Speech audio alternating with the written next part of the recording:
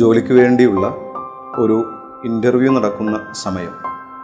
ഒരുപാട് ചെറുപ്പക്കാർ ഈ ഇൻ്റർവ്യൂവിൽ പങ്കെടുക്കുവാനായിട്ട് അവിടെ എത്തിച്ചേർന്നിട്ടുണ്ട്.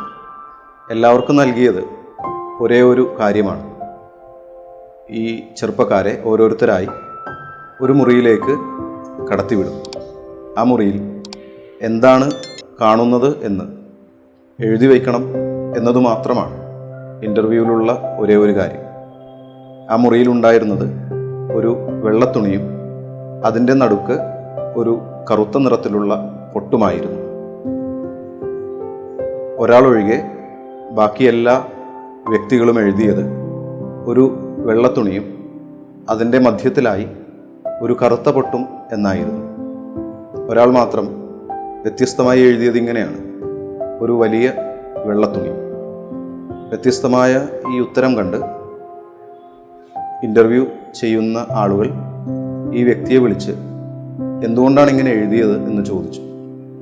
ആ ചോദ്യത്തിന് അയാൾ പറഞ്ഞ മറുപടി ഇങ്ങനെയാണ്: അത്രയും വലിയ ആ വെള്ളത്തുണി വച്ച് നോക്കുമ്പോൾ അതിൻ്റെ മധ്യത്തിലുള്ള ആ കറുത്ത പാട് വളരെ അപ്രസക്തമാണ് എന്ന് എനിക്ക് തോന്നി. അതുകൊണ്ടാണ് ആ കറുത്ത പാടിനെ അവഗണിച്ചുകൊണ്ട് ഒരു വെള്ളത്തുണിയെന്ന് മാത്രം ഞാൻ എഴുതിയത്.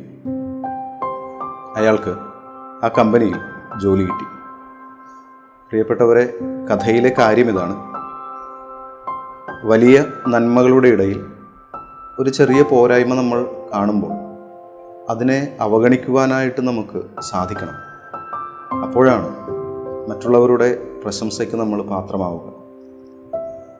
നന്മയും തിന്മയും തീർച്ചയായും ഒരു നാണയത്തിൻ്റെ രണ്ട് വശങ്ങളാണ്. പക്ഷേ എപ്പോഴും നന്മയുടെ ഭാഗം നമ്മൾ തിരഞ്ഞെടുക്കുവാനായിട്ട് പരിശ്രമിക്കും. ഈ ചിന്തയോടെ ഇന്നത്തെ കഥയും കാര്യവും പരിപാടി അവസാനിക്കുകയാണ്. നാളെ പുതിയ ഒരു കഥയുമായിട്ട് നമുക്ക് വീണ്ടും കാണാം.